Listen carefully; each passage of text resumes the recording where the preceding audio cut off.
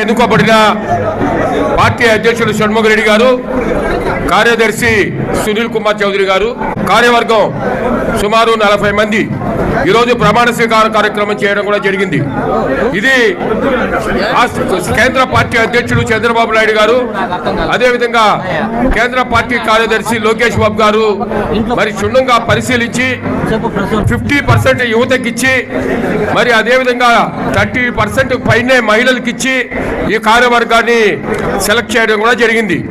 వీళ్ళందరూ కూడా తప్పకుండా రాబోయే మరి స్థానిక సంస్థల ఎన్నికల్లో కార్పొరేషన్ ఎలక్షన్స్ కానీ, మున్సిపల్ ఎలక్షన్స్ కానీ, పంచాయతీ ఎలక్షన్స్ కానీ సమర్థవంతంగా చేయాలా.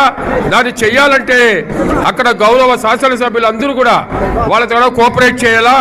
తప్పకుండా ఏ కార్యక్రమం చేసినా లోకల్లో మరి గౌరవ శాసనసభ్యులతో డిస్కస్ చేసి వాళ్ళ సూచనలు తెలుసుకొని చేయాల్సిందిగా కోరుకుంటూ, తప్పకుండా ఈ 2 ఏళ్ల కాలంలో వీళ్ళు కార్యకర్తల దగ్గర మంచి పేరు తెచ్చుకుంటారని ఆశిస్తూ మరి వీళ్ళకందరికీ కూడా మరొకసారి కంగ్రాట్స్ చేస్తూ శుభాకాంక్షలు తెలియజేస్తూ విరమించుకుంటున్నా. జై హింద్, జై తెలుగుదేశం, జై జన్మభూమి, జై చంద్రబాబు నాయుడు గారు.